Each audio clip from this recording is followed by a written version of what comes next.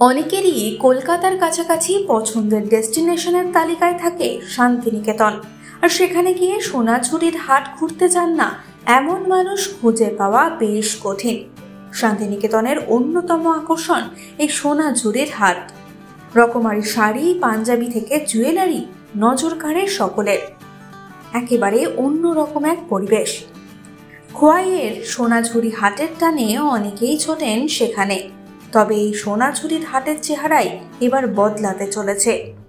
গোটা এলাকা পাঁচিল দিয়ে ঘিরে ফেলা হবে বলেই জানা গিয়েছে। ইতিমধ্যেই শুরু হয়েছে তার কাজও। হাটের এই জায়গাটি বন দফতরের, তাই বন দফতর থেকেই এই কাজ শুরু হয়েছে। পাঁচিল দিয়ে ঘিরে ফেলা হবে সোনাঝুরির হাটের এই এলাকা। আর তাতেই চিন্তার ভাঁজ পড়েছে এখানকার ব্যবসায়ীদের কপালে। এখন এটা তো এর আগেও বন দপ্তর এটা মাপ করেছিল, ওনাদের চিহ্নিত করেছে জায়গাটা। ওনারা অবশ্যই করবে, ওনাদের জায়গা ওনাদের চিহ্নিত করবে। এখানে যে আমাদের ব্যবসা করছি এটা আমরা চাইবো বন দপ্তরকে যেন আমাদের পেটে না লাথি পড়ে, আমরা যেমনভাবে ব্যবসা করছি সেভাবে ব্যবসা করতে পারি এবং ওনাদের সাথে যা সহযোগিতা করে আমরা অবশ্যই করব। আমাদের হাতের শিল্পীরা সবাই করবে।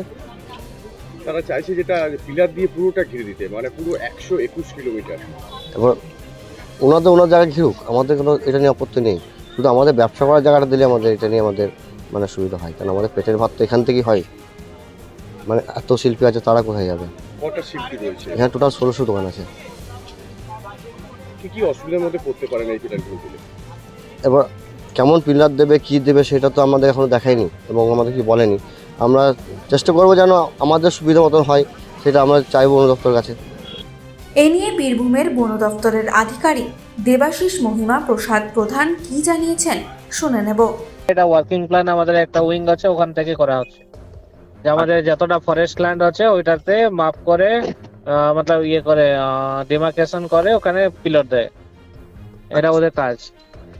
যদি কোনো এনক্রোচমেন্ট হয়ে থাকে ওগুলো আমাদের বোঝা যাবে। ওগুলো করার পরে যে ফরেস্টের যে নিয়ম লাগু ছিল ওইটাই থাকবে, কোনো চেঞ্জ হবে। ফরেস্ট ল্যান্ড কোথায় কোথায় আছে ওদের কাজ হচ্ছে মৌজা ওয়াইজ ধরে ধরে ওখানে ডিমার্কেশন করে পিলার লাগায়।